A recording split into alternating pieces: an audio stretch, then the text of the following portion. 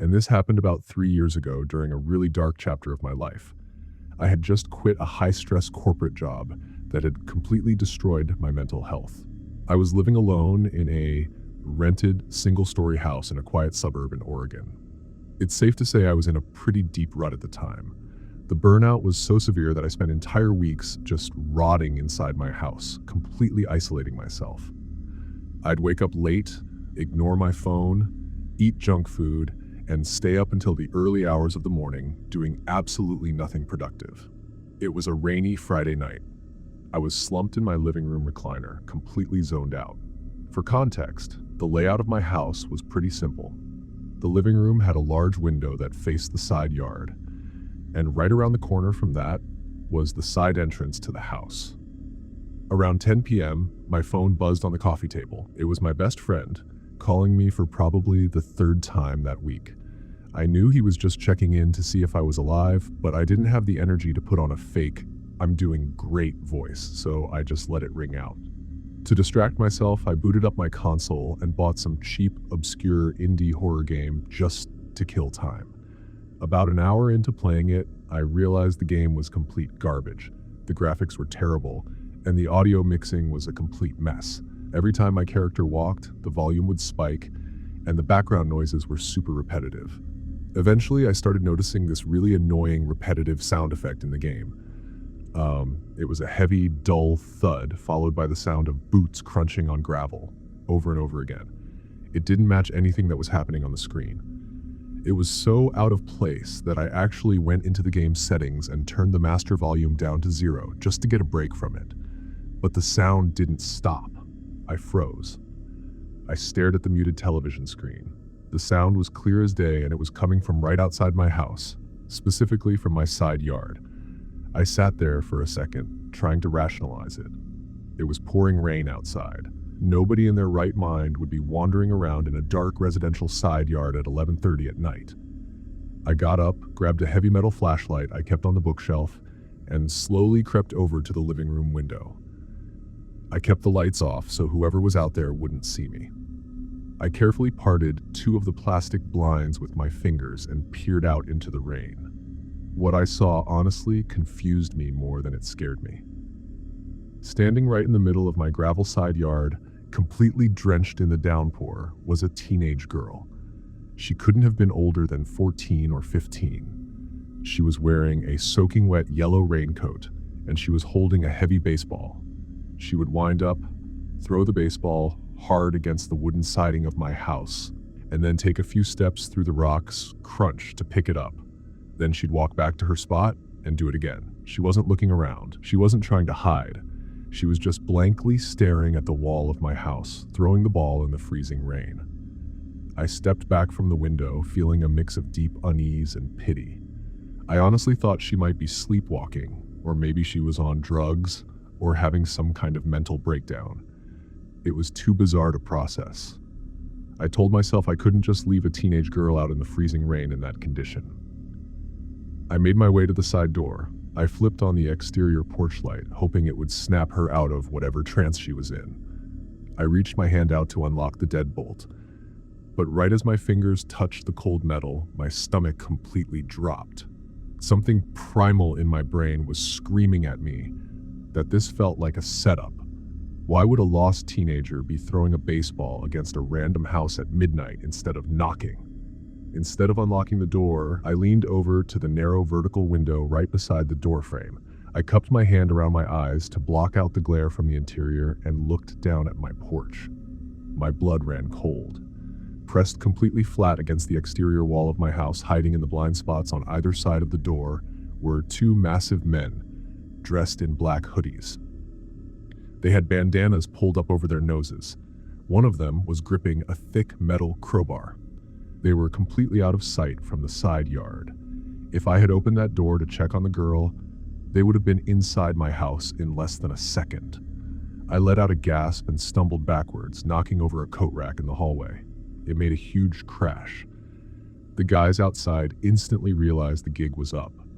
I heard one of them violently smash his fist against the door in frustration. I scrambled back into the living room, screaming at the top of my lungs that I was calling the police.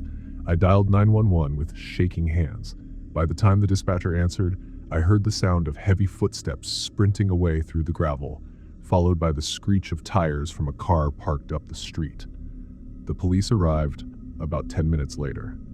I explained everything and they searched the area, but the men and the teenage girl were long gone.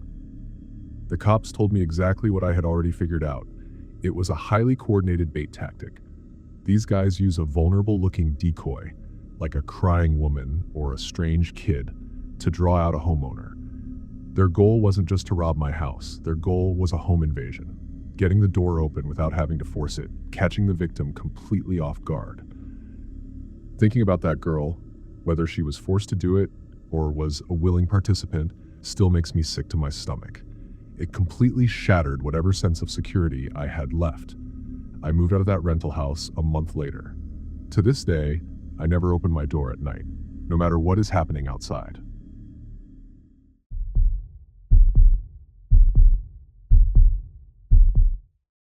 It's late 2023 as I'm writing this. I'm a 24-year-old freelance graphic designer, and at the time this happened, I had recently moved back in with my parents. Let me give you a very brief rant. I never understood people my age who thrive in loud, cramped, overpriced city apartments. I lived in downtown Chicago for a year after college and absolutely hated it. I couldn't handle the noise, the crime, and the sheer lack of space. So, to save some money and regain my sanity, I moved back to my sleepy, snow-dusted hometown in Wisconsin for the winter. It was essentially off the grid, mostly quiet back roads, pine trees, and families. Nothing ever really happens out there. It's definitely a nice place to grow up, but maybe a little boring once you're an adult. It was a Tuesday morning in mid-November. I didn't have any client meetings scheduled, so I decided to stick to my usual routine. I've always been an early morning runner. It's the one thing that makes me feel like I have my life together. Even though it was barely 30 degrees outside, I bundled up, put my earbuds in, and forced myself out the door around 5:30 a.m. My running route takes about 40 minutes, weaving through a few quiet residential neighborhoods. About 20 minutes into my run, something completely out of place caught my eye. Parked along the curb of a dead-end cul-de-sac was a massive, garish, neon green shuttle bus. It was one of those mobile video game party buses that people rent for little kids' birthdays. It had faded, peeling decals of video game controllers and blocky pixel characters plastered all over the sides. It was just sitting there. The engine was off, the interior lights were dark, and there were no other cars on the street. That wouldn't have been too weird on a Saturday afternoon in the summer, I guess. But this was 5:30 a.m. on a freezing Tuesday in November. All the kids in the neighborhood were either asleep or getting ready for school. There was absolutely no reason for a children's party bus to be parked on a random curb in the pitch black. It looked completely out of place. As I jogged past it, I slowed down just enough to glance at the driver's side window. It looked empty. By the time I turned the corner and left it behind, I found myself thinking about it a lot more than I should have. I didn't know why, but the sight of it just felt bizarre. I quickly dismissed it, finishing my run and heading home to start my workday. I figured some guy who owned the business just lived in that neighborhood and parked his work vehicle on the street overnight. Fast forward to around 2 p.m. I took a break from my computer and walked down my driveway to grab the mail. As I got to the end of the driveway, I happened to glance down my street. My heart did a weird flutter in my chest. That exact same neon green party bus was parked 4 houses down from mine. It was parked near the property line of my neighbor's house, a family that had a massive wooden playground and a trampoline in their backyard. The bus wasn't facing me, but I instantly felt a pit form in my stomach. I knew it wasn't just a coincidence. I didn't move for a second. I just stood by my mailbox, trying to make sense of what I was seeing. Did that guy follow me home from my run? I knew he was in the bus. There was no other explanation. I grabbed the mail and walked straight back inside, trying not to make it obvious that I was spooked. Once I was upstairs, I went into my home office, which is on the 2nd floor and overlooks the street. I do a lot of freelance photography, so I had my DSLR camera sitting on my desk with a heavy telephoto zoom lens attached to it. I grabbed the camera, walked over to the window, and kept the lights off behind me. I slowly tilted two of the blinds down with my fingers, just enough to fit the lens through without drawing attention. I aimed the camera at the bus's side view mirror, hoping to catch a reflection of the driver's seat. I wasn't prepared for what I was about to see. I dialed in the focus ring and zoomed in tight on the driver's side window.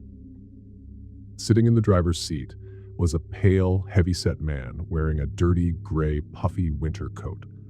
He had a surgical mask pulled down beneath his chin and thick, smudged glasses. But he wasn't just sitting there. He was holding a pair of heavy black binoculars right up to his glasses, and he was aiming them exactly at my second-story window. The moment my camera lens locked onto him, he realized I was looking right back at him. I literally saw him flinch through the camera's viewfinder. He instantly dropped the binoculars to his lap, practically threw the bus into drive, and hit the gas. The massive green bus lurched forward and sped down the residential street, going way over the speed limit.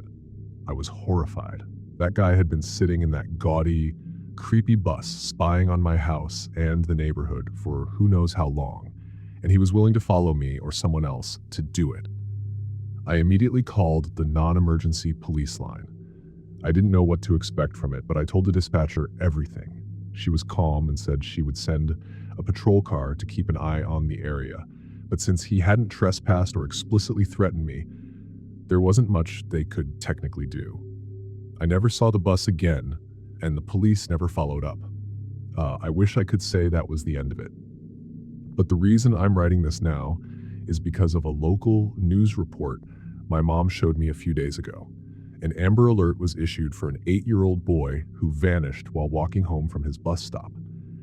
The town he disappeared from is only about 20 minutes away from my quiet little neighborhood.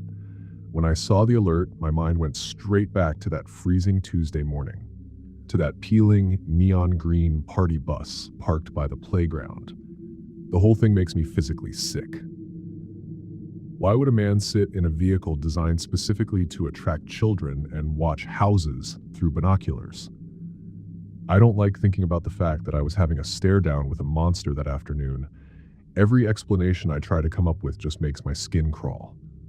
The police told me they'd look into the tip I gave them about the bus, but until they catch whoever took that boy, I'm constantly looking over my shoulder.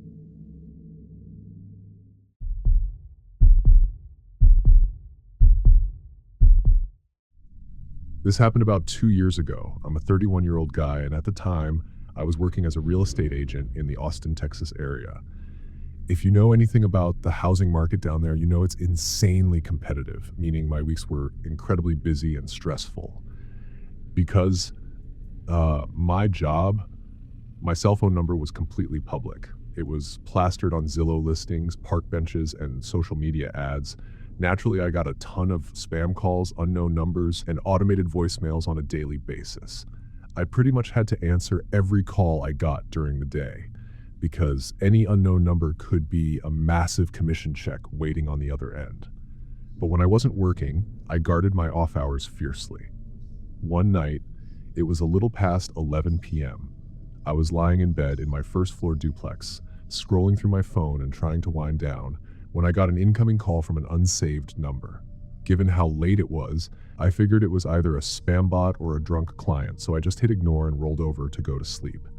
They didn't leave a voicemail. I didn't think much of it until about 2:30 a.m. when my phone started vibrating on my nightstand again. It was the exact same unknown number. I was groggy and a little annoyed. Normally, I would have just silenced it again, that's its bliss, but a small part of me worried it might be an emergency. Maybe a tenant at one of my rental properties having a plumbing disaster. I sat up, cleared my throat, and answered. "Hello?" I said, trying to sound professional but failing miserably. At first, there was just static. A thick, rhythmic hissing sound, like a microphone rubbing against fabric. I was about to hang up, assuming it was a pocket dial, when the static broke.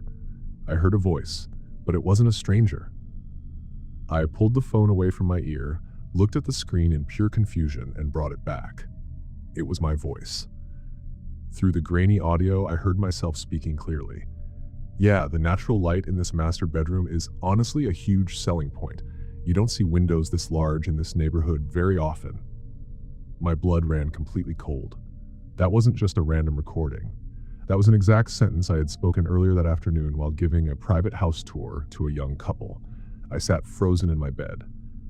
After the audio clip finished, the line went dead. My immediate reaction was a mix of confusion and creeping dread. I tried to think rationally. Had the husband accidentally pocket-dialed me while reviewing a voice memo they took of the tour? It was a stretch, but it was the only logical explanation that didn't involve someone stalking me. I tossed and turned for the rest of the night, trying to shake it off. But the next week of my life proved me dead wrong. Every single night, between 2 a.m. and 3 a.m., my phone would ring. It was always from a different, spoofed number. And every single time I answered it, I would hear that same thick static, followed by a hidden audio recording of myself from earlier that day. One night, it was me ordering a black coffee at a local drive-thru. Another night, it was me talking to a roofing contractor in the parking lot of a Home Depot. The horrifying realization hit me like a ton of bricks. Someone wasn't just calling me. Someone was physically following me around the city, getting close enough to secretly record my daily conversations, and then playing them back to me in the middle of the night just to mess with my head. I stopped sleeping. I started constantly looking over my shoulder, triple-checking my locks, and staring at every person who stood too close to me in public. My dad has a history of severe paranoia, and I genuinely started wondering if I was developing some sort of psychological condition. But the call logs were right there on my phone. It was real. I eventually went to my service provider and completely changed my phone number. It was a massive headache for my career, meaning I had to update all my business cards and websites, but I didn't care. I needed the nightmare to end. For about 5 days, it worked. The late night calls stopped. I finally started to relax and get some sleep. Then came Thursday night. I was sitting in my living room watching TV around 10:45 p.m. My new phone, the one I had barely given to anyone yet, lit up on the coffee table. Unknown number. My heart hammered against my ribs. I picked it up, my hands shaking with rage and terror. I didn't even say hello. I just pressed it to my ear and snapped. "Look, I don't know who you are or what your problem is," I said, my voice trembling. "If you want money, just tell me. I'll pay you to leave me alone. I will literally pay you. Just stop." The line was dead silent for a few seconds. Then a voice spoke. It wasn't a recording of me this time. It was an actual person on the other end, but their voice was heavily distorted and deepened through some kind of digital voice changer. It sounded completely demonic. The voice only said one word: midnight. Then, click, the call ended. I have never felt true, paralyzing panic until that moment. Why would a stalker who had my brand new unlisted number tell me midnight? Was he coming to my duplex? I didn't hesitate. I went straight to my bedroom closet, pulled out my registered handgun, loaded it, and sat in a chair in the dark corner of my living room, facing the front door. I didn't turn on a single light. I just sat there in the pitch black, watching the clock on my microwave slowly tick closer to 12 a.m. I sat there for 4 hours. Every creak of the house, every passing car, every gust of wind made me grip the handle of the gun tighter. Midnight came and went. Nobody showed up, nobody tried the handle. I filed a police report the next morning, but without a direct threat of violence or a traceable number, there was basically nothing they could do. They told me to install cameras and call back if the person actually showed up. I broke my lease 2 weeks later and moved into a high-rise apartment building with gated security and a front desk concierge. I never received another call. I never found out who was following me, how they were recording me, or how they managed to get my brand new phone number so quickly. The scariest part isn't the calls themselves anymore. The scariest part is the psychological damage it left behind. The absolute worst kind of predator isn't the one who robs you. It's the one who gets inside your head just to prove that they can. I still have trouble sleeping, and if my phone ever rings past 10 p.m., I feel physically sick.